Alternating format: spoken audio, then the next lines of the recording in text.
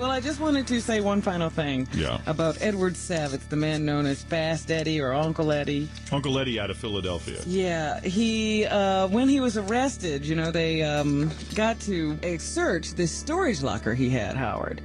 And I guess these young boys who've been selling him their underwear for 20 years would like to know that Eddie valued it and kept every piece. Yes. They found 187 trash bags filled with soiled underwear. You're kidding? No. Center City back in the 1970s was like Gotham City. With the exception of Batman was on vacation.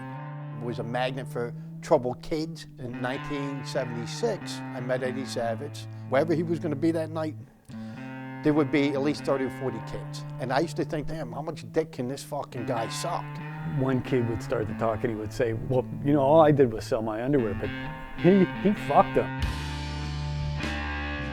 If you need a few bucks, let's go to Fast Eddie. It seemed very innocent at the time, at the age of 15 year old. 1988 is the year I went down there. I was 16. $5 at the time. $5 for what? At the time, for him to masturbate me.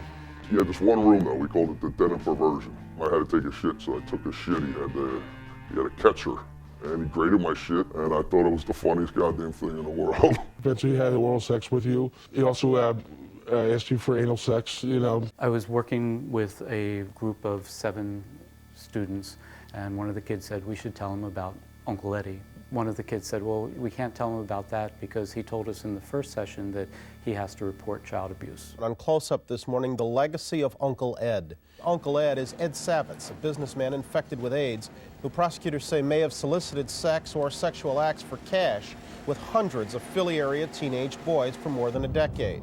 Always had boys with him at work, at home, at, you know, wherever he went, he was occupied with arranging, scheduling, and meeting with boys. They said at the time it was hundreds or thousands.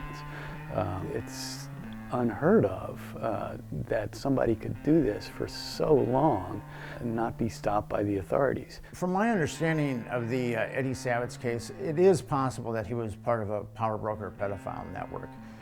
He molested a number of children over a number of years, and he seemed to have molested those kids with impunity. It wasn't very long after his arrest that the authorities had said he had AIDS. Hundreds, I think it was, in the first hours that contacted the AIDS hotline. He never told anybody he had AIDS, you know?